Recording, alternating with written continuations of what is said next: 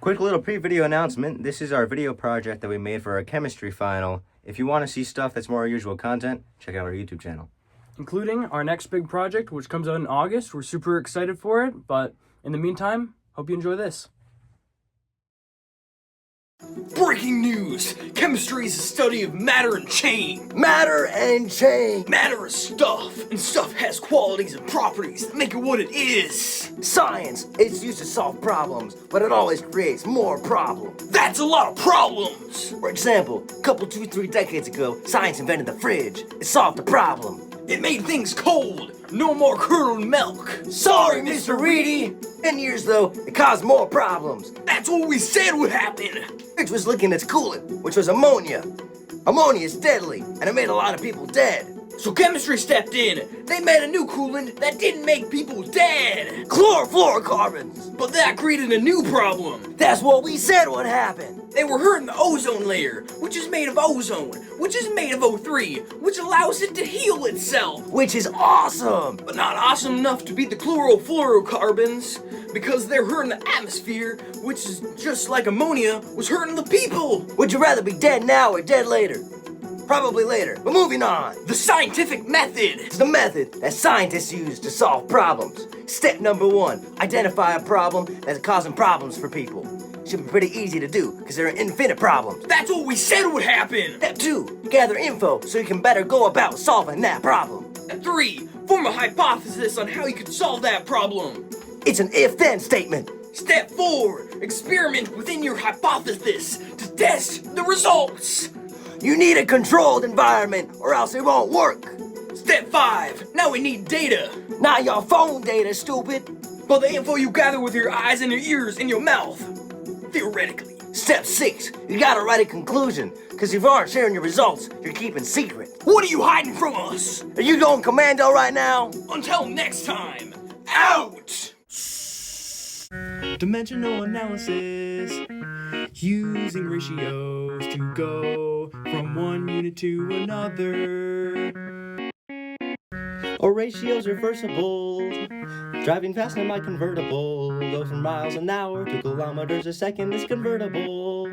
Drum break now. Tera to the 12, giga to the 9, mega to the 6, kilo to the 3rd, deci -1, centi -2, milli -3, micro -6, nano -9, pico -12, and femto to the -15. Systems International regulates our base units from things that are kind of made up. A meter is the distance that light travels in 1/3 times 10 to the 8 seconds. And a second is the time a cesium-133 atom takes to radiate. Significant digits they measure the accuracy, which is how close a number is to unknown value. All non-zero digits are significant. All zeros between non-zero digits are significant. That's magnificent. All zeros used as placeholders are not significant. All zeros after a decimal point are significant. Mr. Reedy's omnipotent. There are many other rules that we won't cover in this song. Bum, bum. Here we can see the world from a whole new perspective. There are 3 states of matter. A solid has definite volume and shape, like this muskrat, squirrely little guy. A liquid has definite volume, but not definite shape, like mountain goat milk as it feeds its young. A gas has no definite shape or volume, and it takes up the space inside its container, like the flatulence of an elephant in a mason jar. In our world, there are elements and compounds. Elements can be spotted on the periodic table, their natural habitat. They are pure and are only made of one kind of substance. Compounds are like miniature ecosystems, where each kind of element works together to create something new. Now let's give a visit to the wall-mouthed Hubble dwarf. Hi there. Do you want to learn about atomic history? Great! Come with me. The history of the atom goes way back to the ancient Greeks with Aristotle and Democritus. You see, Aristotle thought that there was only 4 elements: water, air, fire, and earth. And Demetrius thought that all matter must have a smallest part, and that smallest part is indivisible and indestructible. And you can guess who was right. Or at least who they thought was right. Right? No, obviously they thought Aristotle was right, because he was a higher class. Can you say higher class authority? That's right. You need to understand that J.J. Thomson was the plum pudding guy. And then came along Robert Millikan, who actually conducted the oil drop experiment, which is dropping an oil, or an oil drop, in a controlled environment and carefully controlling the electricity conducted in that environment to allow that oil drop to float, which is pretty cool, and also allowed him to discover exactly how much an electron's charge was, which is exactly 1.602 times 10 to the negative 19 coulombs. Whoa! Is that the hydrogen panel from the periodic table? Wow, this is truly my favorite. I find these all the time in the woods. You see, now, this little one in the corner not only represents hydrogen as having one proton, but it also lets you know that it is my number one favorite atom. And this, I know it's hydrogen too, not only by the one, but of course by the fact that it has a big H on it. And it spells out the word hydrogen just for you right on the periodic table. Isn't that great? Now, there's one other number on here called the atomic mass, which is not, oh, it is a mass. It's a molar mass, which you get into later. But it's also the average number of neutrons in an atom. Did you even know that atoms could have different numbers of neutrons? And those different types of neutrons in the atoms are called isotopes. Isn't that awesome? Well, I guess it looks like that's time. I'll see you all next time. Have you ever wondered what's going on inside an atom? Let's take a closer look. Inside of an atom, there is a nucleus with protons and neutrons. These little rings are called orbitals, where electrons travel and orbit the nucleus. There are 4 different types of orbitals: s orbitals, p orbitals, d orbitals, and f orbitals. Each kind of orbital holds a different number of electrons. This is an s orbital, for example, and it can hold 2 electrons. An f orbital can hold 14. Now, let's add heat.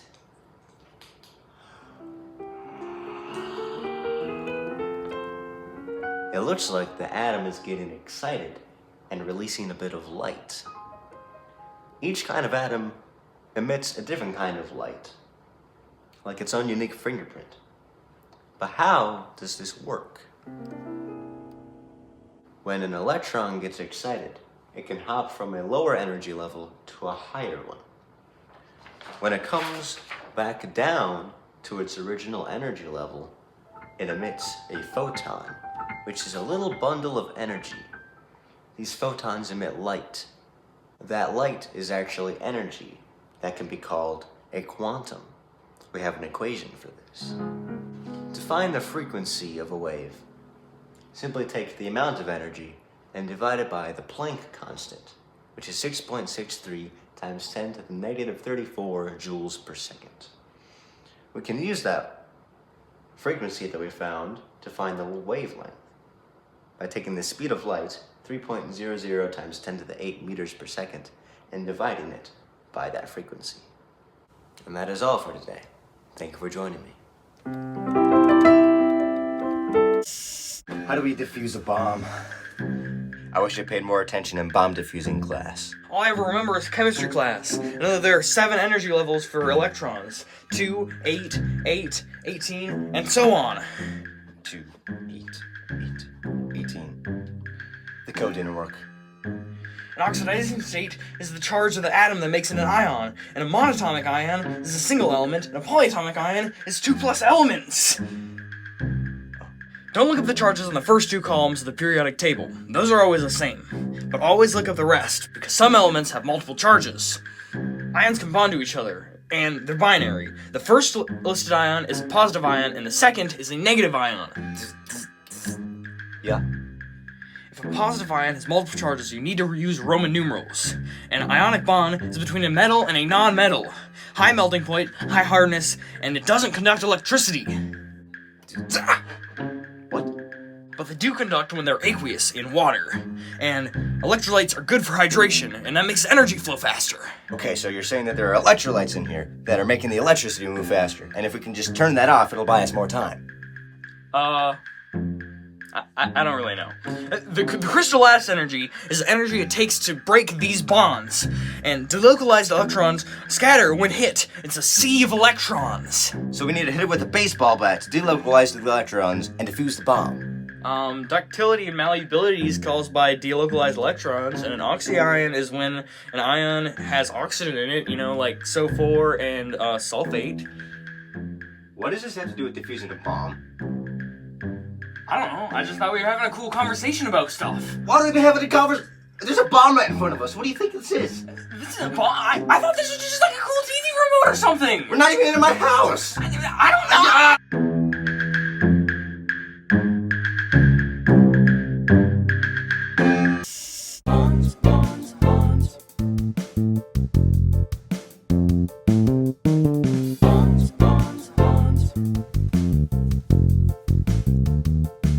To form a bond, take two elements and cook them, just like I be cooking this pizza. Mamma mia! A plus B plus energy is AB. You just made a bond with endothermic energy. Exothermic, flip it, throw the ABs on the left side. When you break it down, you get energy. French fries. Single bond is made from two electrons. It's the longest and the weakest, and it makes a sigma bond. A double bond is 4 electrons, mid-length, mid-strength, sigma bond and pi bond. Triple bond is 6, made a sigma pi pi. It's the shortest and the strongest. Now you made something new, what do you name it? Name it Chucky Raja, something real creative. No you don't, you follow a set of rules. Pay close attention, I'ma walk you right through it. Say you have 2 arsenic and 3 oxygen. Non-metal, that is covalent. Use a whole name of the first element with the prefix if there's more than one diarsenic.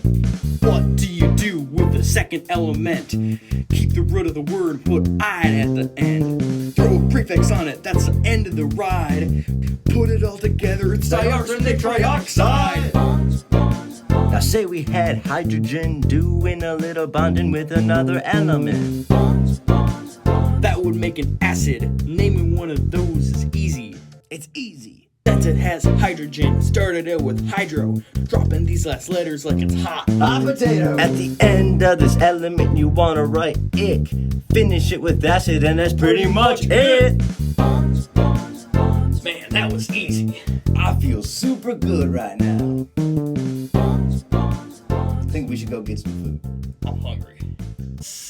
Hey, what are you doing? I'm just practicing my chemical reactions. Chemical reactions, what are those? They're like a big math problem with a bunch of chemical formulas. Oh, so the individual chemical formulas combine to form something new. Exactly. There's a reactant and a product side, and the reactant's on the left side, and the product's on the right side. Sounds like my sleeping situation. But I never know when a new substance has been created. Well, I think you can tell if there's a release of heat, or if there's a different smell, or if there are bubbles in a liquid, or if there's a new taste. I knew those scones tasted weird. Oh, forgot to mention, I changed my shirt. Oh yeah, I forgot to mention. I did too. Yeah, and that kind of reminds me of when I was doing some combustion the other day. That's when you have an equation that only results in CO2 and water. And also, this little guy right here is a single replacement. As you can see, there is lone elements on each side and compounds. And what happens is these guys switch, and then you get something new. That sounds like my sleeping situation. But what I really like is a double replacement, where you have 2 and 2, and 2 and 2, and you kind of take it 2 over here, and 1 from the 2, and 1 from the 2, and you go, you know? Wow. I don't remember this show stinking as much. It must have gone through a chemical change. Oh!